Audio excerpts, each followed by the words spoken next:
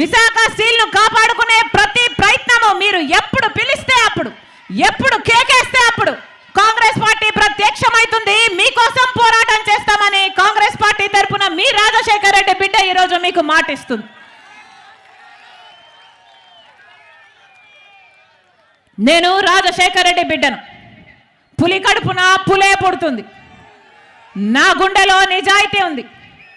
నా పుట్టింట్లో అన్యాయం జరుగుతుంది కాబట్టి రాజశేఖర్ రెడ్డి బిడ్డ ఇక్కడ అడుగుపెట్టింది. మాటిచ్చి చెప్తున్నాం, ఆంధ్ర రాష్ట్రానికి ప్రత్యేక హోదా వచ్చేంత వరకు రాజశేఖర్ రెడ్డి బిడ్డ ఇక్కడి నుంచి కదలదు. పోలవరం ప్రాజెక్టు సాధించుకునేంత వరకు రాజశేఖర్ రెడ్డి బిడ్డ ఇక్కడి నుంచి కదలదు.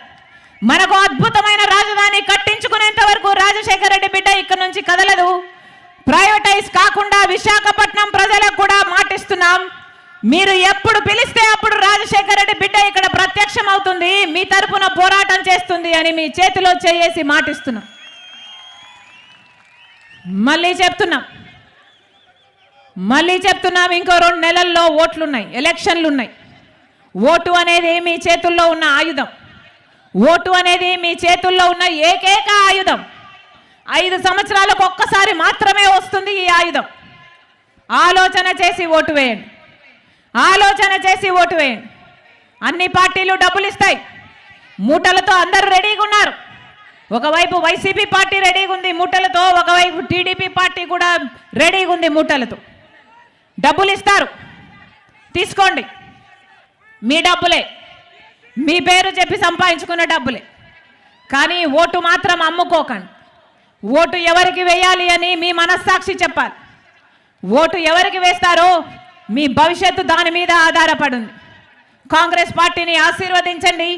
మాటిచ్చి చెప్తున్నాం, ప్రత్యేక హోదాను సాధ్యం చేస్తాం. రీఆర్గనైజేషన్ యాక్ట్లో ఉన్న ప్రతి అంశం కోసం మేము రాజశేఖర్ రెడ్డి బిడ్డ మాటిస్తుంది, కాంగ్రెస్ పార్టీ నిలబడి ఉంటుంది. ప్రతి ఒక్కటి సాధిస్తాం. విశాఖ స్టీలును కాపాడుకోవడమే కాదు, రాజశేఖర్ రెడ్డి గారి సంక్షేమ పాలన మళ్ళీ మీ చేతుల్లో పెడతామని, మీ గడప వరకు తీసుకొస్తానని రాజశేఖర్ రెడ్డి బిడ్డ మీకు మాటిస్తుంది. ఆ పోస్టర్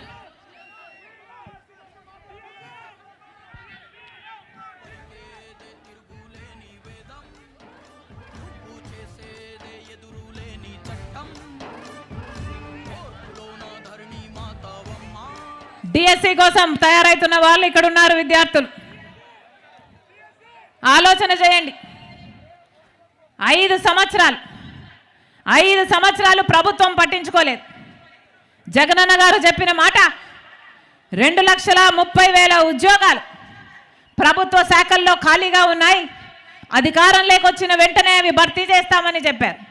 ప్రతి సంవత్సరము సంక్రాంతి ఎలా వస్తుందో జాబ్ క్యాలెండర్ కూడా ప్రతి సంవత్సరము వస్తుందని చెప్పాడు. 23,000 డిఎస్సి ఉద్యోగాలు, టీచర్ ఉద్యోగాలు ఖాళీగా ఉన్నాయి. 7,000 ఉద్యోగాలే ఎందుకు భర్తీ చేస్తున్నావు చంద్రబాబు గారు అని ఆ రోజు సిగ్గులేదా అని తిట్టాడు జగనన్న గారు. మరి ఈరోజు 23,000 ఉద్యోగాలను భర్తీ చేయాల్సిన జగనన్న గారు కేవలం 6,000 ఉద్యోగాలతో ఒక మెగా డిఎస్సి కాదు, ఒక డగా డిఎస్సి విడుదల చేశారు. అది కూడా 5 సంవత్సరాల తర్వాత. ఈ 5 సంవత్సరాలు ఏం చేశారు? కుంభకర్ణులా నిద్రపోయారా? గుడ్డి గుర్రాలకు పళ్ళు తోమేరా? గాడిదలు కాసారా? 5 సంవత్సరాలు పట్టించుకోలేదు. ఇప్పుడు ఒక దగా డిఎస్సి అని ప్రవేశపెట్టారు. కాంగ్రెస్ పార్టీ మీకు మద్దతుగా నిలబడుతుంది. కాంగ్రెస్ పార్టీ అధికారం లేకొచ్చినాక 2,30,000 ఉద్యోగాలు ఉన్నాయి. మొత్తం అన్నీ భర్తీ చేస్తామని మేము మాట చెప్తున్నాం.